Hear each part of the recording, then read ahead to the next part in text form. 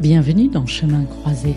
Si tu es là aujourd'hui, ce n'est sûrement pas un hasard, parce qu'ici, on ne vient pas chercher des réponses toutes faites, on vient explorer, ressentir, comprendre ce que veut dire être en chemin. Ce premier épisode est un point de départ, le moment où on pose le décor, où on raconte comment deux parcours très différents se sont rencontrés et pourquoi on a eu envie d'ouvrir cet espace ensemble. Chemin Croisé, c'est des conversations vraies. Pas des interviews, pas des discours, juste de femmes qui partagent leurs expériences, leurs questions, leur prise de conscience avec simplicité, avec profondeur et avec vie. Alors installe-toi, respire et entre avec nous dans ce premier croisement. Et coucou, alors moi c'est Nathalie et je me présente là, mais en vrai mon histoire commence bien avant ce que je fais aujourd'hui. Petite, déjà, j'étais la grande sœur, celle qui devait gérer beaucoup, m'occuper, rassurer, prendre des responsabilités trop tôt. Je crois que j'ai appris très jeune à être celle qui tient, celle sur qui on peut compter, même quand à l'intérieur ça tremble. Et en même temps, j'avais ce besoin viscéral de liberté. Je ne supportais pas l'autorité, les cadres trop rigides, les vies toutes tracées. Je crois que mes années collège et lycée ont été les pires de ma vie. Je me sentais déjà hors norme, hors cadre. Alors, à 19-20 ans, j'ai pris une décision, partir dans le sud. Avec ou sans mon compagnon de l'époque, je savais que je partirais de toute façon. Il m'a suivi, on a quitté la région lyonnaise et on a tout recommencé ailleurs. Dans le sud, on a monté une entreprise ensemble, on a construit de nos mains une maison, on a travaillé côte à côte. C'était intense, structurant et ça nourrissait mon besoin d'indépendance. Je traçais ma route. Et puis, il y a eu la séparation, la fin du couple, la fin de l'entreprise commune, la fin d'une vie, deux enfants à élever, seul le RSA, le retour à un logement social, donc repartir vraiment de zéro. Là, il n'y avait plus rien à prouver, juste à avancer, un jour après l'autre. C'est à ce moment-là que le corps est devenu mon refuge. Je me suis mise à la course, au sport, et du coup, j'ai appris à gérer mon souffle. Quand je courais, je sentais que je pouvais compter sur moi, que même sans structure extérieure, il y avait une force en moi. J'ai pris ce mindset. Petit à petit, je me suis reconstruite comme ça, dans le concret, dans le mouvement, dans la vie réelle.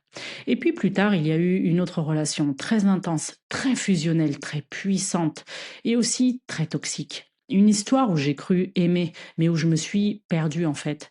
Quand ça s'est terminé, je me suis effondrée, vraiment. J'avais plus de rôle, plus de façade, juste moi, à nu. Et c'est exactement à ce moment-là que j'ai rencontré Régine. Je n'étais pas bien, je cherchais de l'air, de la lumière, du sens. Et à ton contact, j'ai commencé à remonter la pente, à m'ouvrir à autre chose, à découvrir le plan spirituel, l'écoute intérieure, la conscience, des espaces que je ne connaissais pas encore. Tu m'as aidé à rouvrir des portes, à me regarder autrement, à comprendre que mes effondrements n'étaient pas des fins, mais des passages. Et c'est là en vérité que Rallume-toi est né. Pas comme un projet, pas comme une idée business, mais comme une évidence profonde. Si moi j'ai traversé ça, si moi je me suis perdue puis retrouvée, alors je peux accompagner d'autres femmes à retrouver leur feu, elles aussi. Créer des espaces, des carnets, des mots, des chemins pour que les femmes se reconnectent à leur énergie, leur vérité, leur joie. Mon univers, c'est le corps, le mouvement, le concret, les émotions vraies. Et maintenant aussi, l'ouverture intérieure, la présence, le sens. Et aujourd'hui, je suis encore en chemin, je construis, j'explore, j'apprends à ne plus toujours tout porter seul. Et puis, il y a ce podcast, Chemin croisé. Toi, avec ta profondeur, ta capacité à écouter l'invisible, et moi, mon besoin d'ancrer dans le réel. Je crois qu'ensemble, on ouvre un espace où on peut parler vrai, de ce qu'on traverse, de ce qui nous transforme, sans masque, sans rôle, sans performance. Chemin croisé, pour moi, c'est marcher, un bout de route ensemble, et se rappeler qu'on n'est pas seul. Merci Nathalie pour ta présentation. Ce qui me touche profondément dans cette rencontre, c'est cette évidence que nos façons d'accompagner sont différentes, et pourtant profondément complémentaires. Entre l'invisible et le concret, la profondeur et l'ancrage, quelque chose de juste s'est posé pour amener du vivant, du sens et de la clarté. Bonjour à vous. Moi, c'est Régine. J'ai grandi au cœur de la nature. Très tôt, j'ai été en lien avec le vivant, avec la terre, avec ce qui se ressent plutôt que ce qui s'explique. Mon enfance s'est construite entre une forme d'inconscience et ce sentiment profond d'être différente des autres. Puis, à l'adolescence, vers 15 ans, sont arrivées les grandes questions. Le sens de la vie, la place que l'on occupe, ce que l'on est vraiment. Certes, des questions existentielles, mais très profondes. La terre, que j'appelle aujourd'hui ma mère veilleuse, et les enseignements de mes ancêtres ont toujours été une source de force et de sagesse pour moi. Même si je ne le savais pas encore, j'apprenais déjà à écouter ces murmures, à sentir ces énergies, à me laisser guider par le vivant. Puis, il y a une grande bascule à mes 19 ans. Je quitte ma famille, mon pays d'origine, mes racines, ma terre, pour m'installer dans le sud de la France. C'est là que tout a commencé. Mon chemin a alors été celui de défaire, de dénouer et de libérer d'anciennes mémoires pour construire mes propres racines. Pendant longtemps, j'ai avancé dans l'énergie de cette femme forte, comme les femmes de ma lignée, comme celle de mes ancêtres. Celle qui tient, celle qui maintient, qui se sacrifie par peur de perdre, par peur de ne plus être aimée. Je suis devenue maman, j'ai beaucoup donné, j'ai beaucoup appris. J'ai accompagné, j'ai beaucoup porté, notamment à travers le développement personnel et les aides que j'apportais aux autres dans mon travail.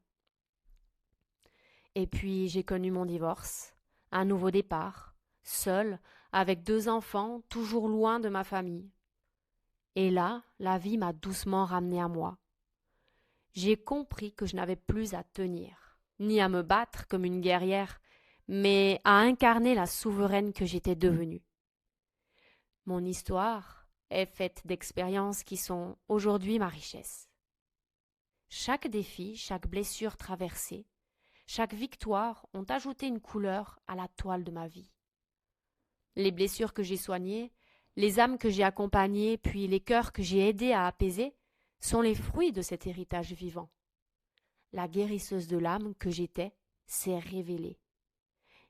Et aujourd'hui, je poursuis cette voie en honorant les femmes de ma lignée et toutes celles que je rencontre sur mon chemin. Si je suis aujourd'hui ici, à vos côtés, dans ce podcast, c'est aussi grâce à une rencontre importante, celle avec Nathalie. Elle a été l'une des premières personnes que j'ai accompagnées sur un long cycle. Et la transformation a été profonde, révélatrice. Pour chacune de nous deux. Ma pépite, à travers ces expériences, les épreuves qui se sont amenées et toutes ces rencontres, a été de révéler ma voix. Car, à l'appel de celle-ci, je libère les mémoires, je chante pour les âmes et je reconnecte au cœur. Et c'est ensemble, avec Nathalie, que nous accompagnons celles et ceux qui sentent qu'il est temps de se rallumer, de revenir à leur feu intérieur. Car c'est de cette rencontre qu'est née une respiration. Un espace où l'on relie la profondeur de l'âme à la réalité du quotidien.